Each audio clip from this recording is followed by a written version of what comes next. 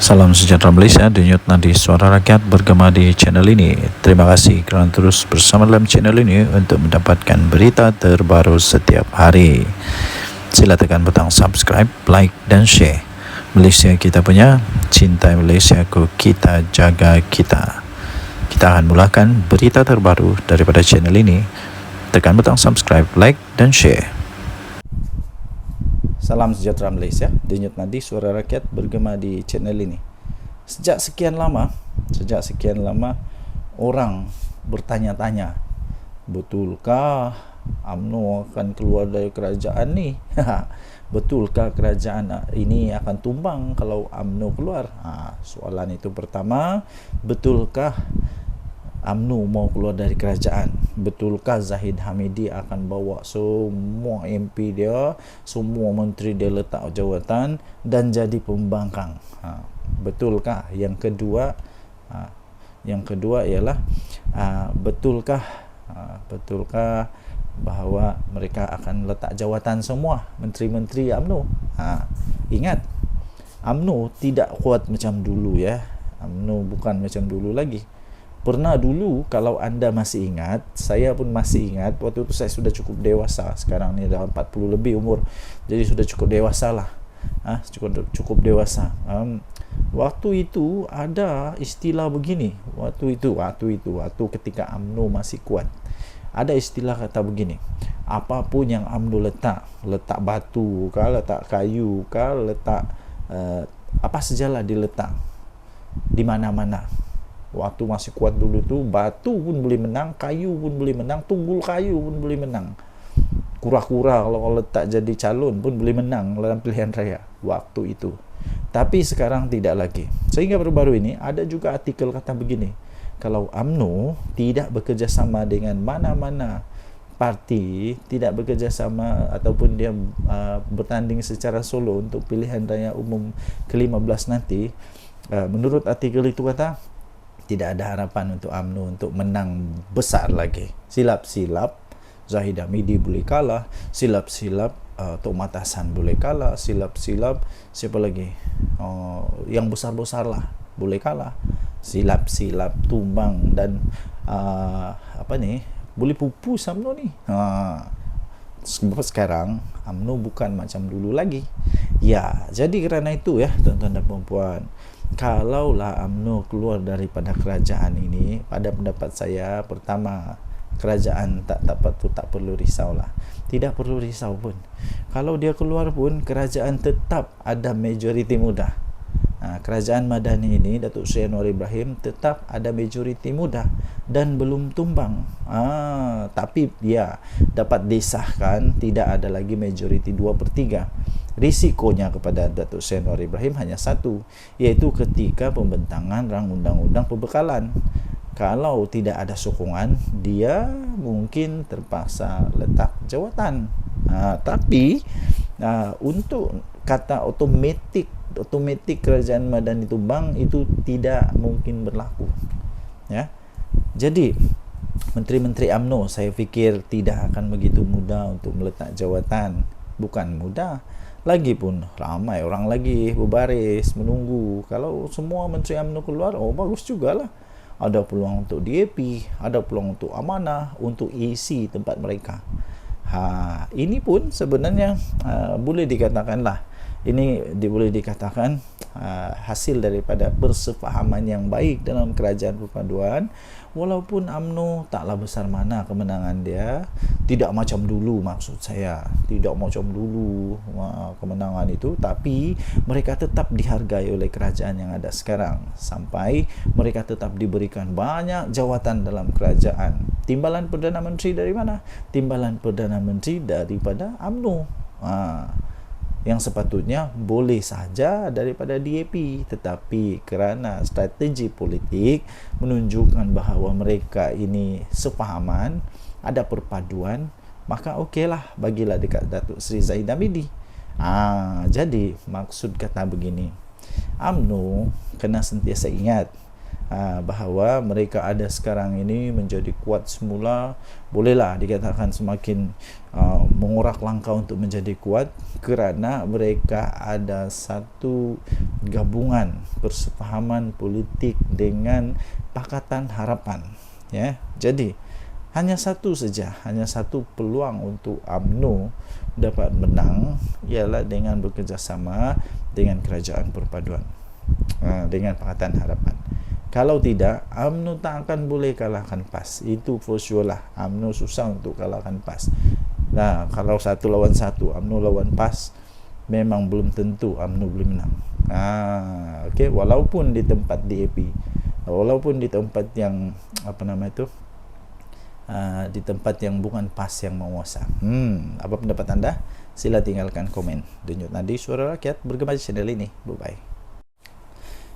Salam sejahtera Malaysia, Denyut Nadi, Suara Rakyat, bergema di channel ini. Okey, tuan-tuan dan puan yang dihormati sekalian, sepanjang beberapa hari ini, perkara yang amat hangat di seluruh berita ataupun semua penganalisis pengulas politik ialah tentang di mana adanya konon-konon lah, ura-ura lah, konon cerita kabar angin lah yang mengatakan MCA dan MIC keluar daripada Barisan Nasional.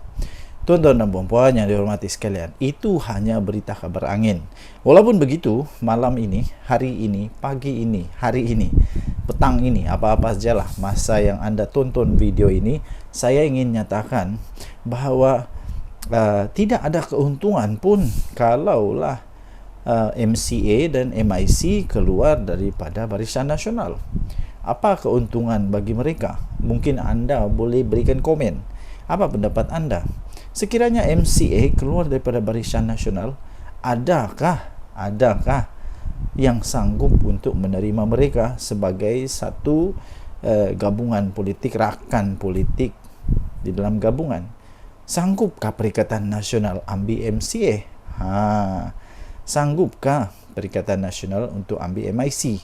Dan apa kelebihan MCA dan MIC kalau keluar daripada kerajaan? Tidak ada sebenarnya. Jadi tidak ada apa-apa gunanya untuk Barisan Nasional, kerugiankah, keuntungankah kalau MCA dan MIC keluar daripada Barisan Nasional? Kerugian tidak pada UMNO, tidak juga kepada kerajaan ini, kerana MIC dan MCA mereka hanya ada berapa kerusi dalam parlimen. Tidak pun sampai 5 kerusi dalam parlimen. Hanya berapa saja, MIC berapa kerusi dalam parlimen. Tidak akan menggugat apa-apa, tidak akan menjadikan kerajaan yang sekarang ada ini tumbang, apalagi kalau tukar kerajaan, tidak mungkin akan berlaku. Walaupun sebenarnya secara faktanya pun, andai kata Barisan Nasional semua keluar daripada kerajaan pun, kerajaan Madani ini tidak akan tumbang pun, tetap akan kekal menjadi kerajaan sekurang-kurangnya sampai pada PRU 16 nanti. Tuan-tuan dan puan yang dihormati sekalian, jika begitu, apa sebenarnya sebab untuk Barisan Nasional kehilangan MCA dan MIC? Tidak ada apa-apa sebab pun. Lainlah kalau kita cakap tentang UMNO, mungkin mereka kecewa tentang Najib Razak, mungkin mereka kecewa tentang banyak perkara-perkara yang mungkin saja. Tapi untuk MIC dan MCA tidak ada apa-apa isu pun yang mereka boleh timbulkan. Mereka malah perlu bersyukur, berterima kasih kepada kerajaan ini, kerana walaupun jumlah mereka yang sedikit macam tu pun, tapi tetap dianggap amat penting oleh kerajaan Madani ini. Jadi tuan-tuan dan puan yang dihormati sekalian, pada pendapat saya, ini pendapat saja ya. Semua orang ada pendapat masing-masing. Anda boleh bantah, Anda boleh bangkang pendapat yang saya utarakan ini, terpulang kepada anda. Sekiranya MIC dan MCA nak keluar, kalau pendapat saya, UMNO tak payah nak tergeh-geh pun, untuk pujuk MCA atau MIC ni. Biar pergi kat mereka lah. Mereka nak pergi bergabung dengan PAS kah, nak bergabung dengan bersatu kah, terpulanglah, mau buat penggabungan baru. Kalau sekarang ini ada Perikatan Nasional, mungkin selepas ini ada Perikatan Paling Nasional. Tak kisahlah. Yang penting pada pendapat saya, kalau mereka nak keluar, biar pergi kat depa. Mungkin mereka suka untuk jadi pembangkang, dipersilakan. Tapi setakat ini semua itu hanya kabar angin. Dan kalau mereka keluar pun tiada apa-apa pun kerosakan kepada kerajaan ini.